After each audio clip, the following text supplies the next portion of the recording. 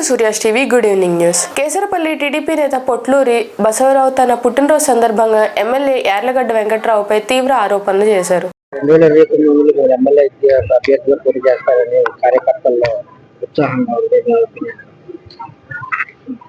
నాకు ఆలోచన లేదు. ప్రస్తుతం వాళ్ళ అభిమానం, అది వాళ్ళ అభిమానం. ప్రస్తుత పరిస్థితులను బట్టి కొంతమంది ఆలోచన అవకాశం వస్తే ఎందుకు పోటీ చేయను.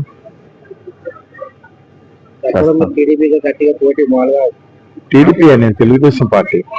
నేను ఫస్ట్ బై బర్త్ కమ్యూనిస్టులని, తర్వాత ఎన్టీఆర్ గారు పార్టీ పెట్టిన నాటి నుంచి ఈ రోజు వరకు తెలుగుదేశం తప్పితే ఇంకో పార్టీ మారటం కానీ ఇంకో పార్టీకి ఓటేయటం కానీ లేదు.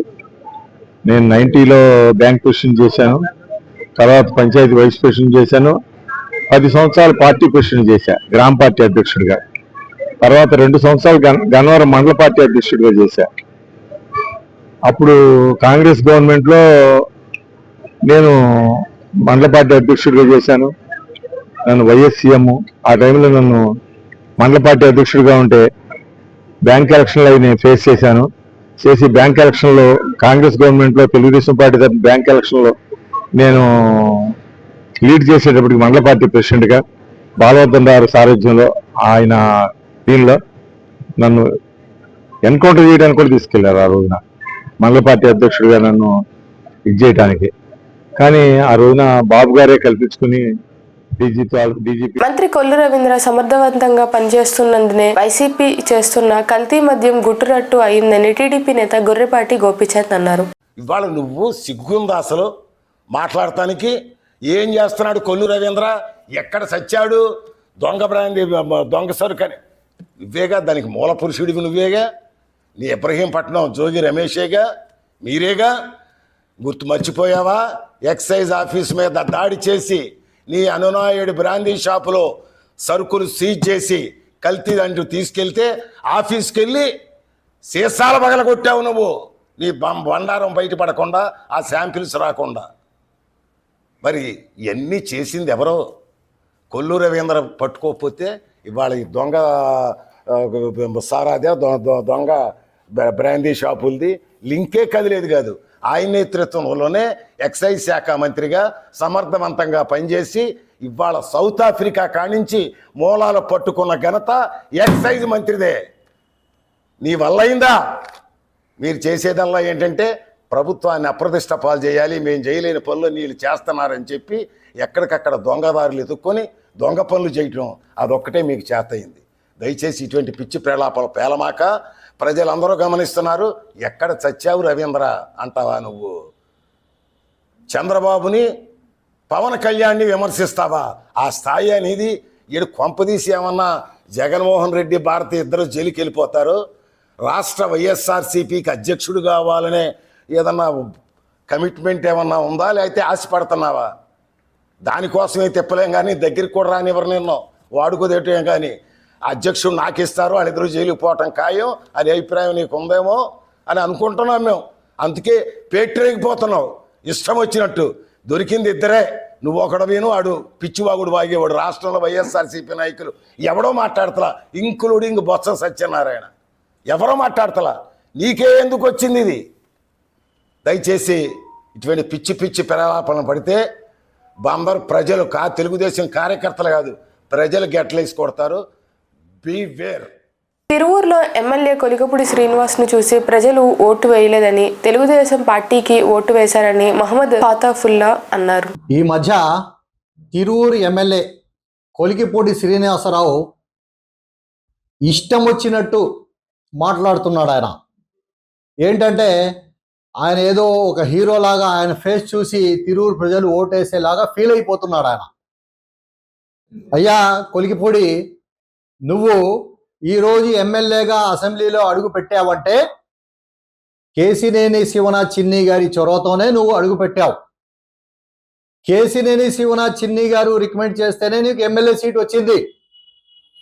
అలాగే ప్రజలు నీ ముఖం చూసి అయితే ఓటేయలేదు. ప్రజలు సైకిల్ గుర్తుకు ఓటేశారు. కేవలం చంద్రబాబు నాయుడు గారు ముఖ్యమంత్రి కావాలి, ఎవరైనా మాకు పర్వాలేదు, చంద్రబాబు నాయుడు గారు ముఖ్యమంత్రి అవ్వాలని నీకు ఓటేశారు తప్ప నువ్వేదో చరిష్మా గల నాయకుడు, నువ్వేదో పోటుగాడని అయితే ప్రజలు నీకు ఓటేయలేదు. చంద్రబాబు నాయుడు గారి ఫేస్ చూసి నీకు ఓటేశారు.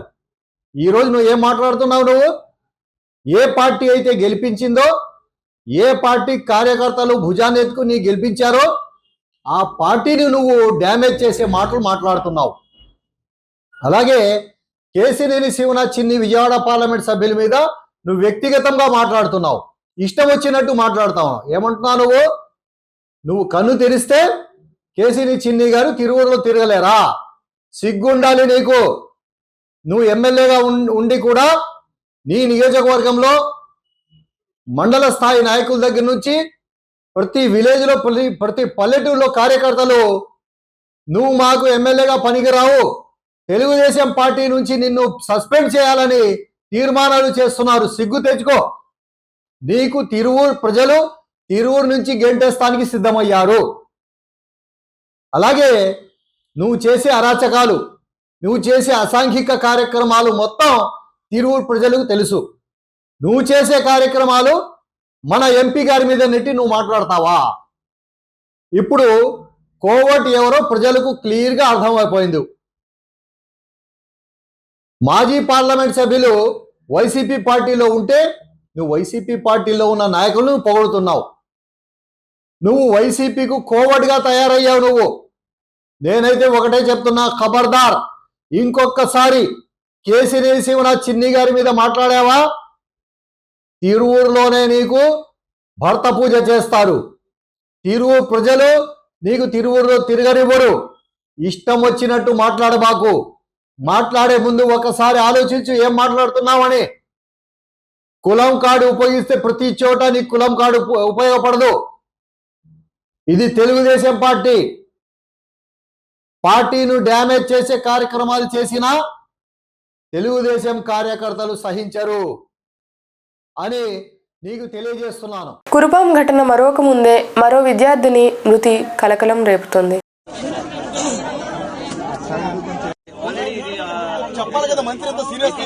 Disrespecting the body. You are disrespecting the body. You are not working for tribal people. You are disrespecting.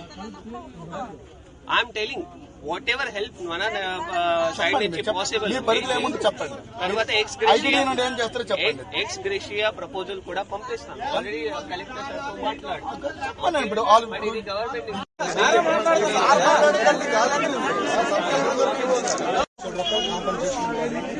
మంత్రి గారు జోక్యం చేసుకోవాలి.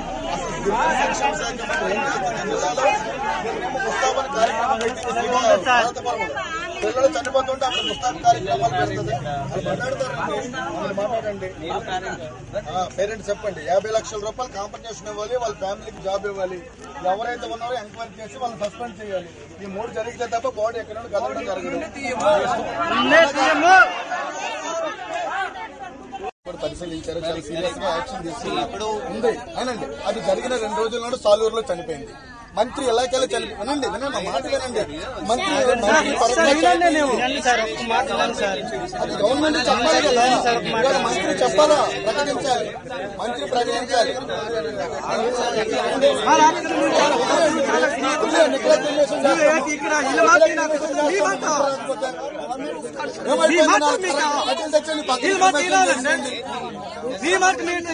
మంత్రి ఎంత నిర్లక్ష్యం జిల్లాలో వరస్ట్.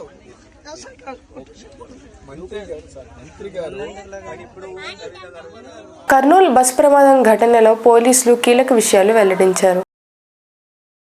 ఒక హాఫ్ అన్ అవర్ ముందే ఇప్పుడు మెయిన్ డ్రైవర్ ఎవరున్నారు ఆ లక్ష్మయ్య, ఆయన మా అదుపులకు వచ్చారు.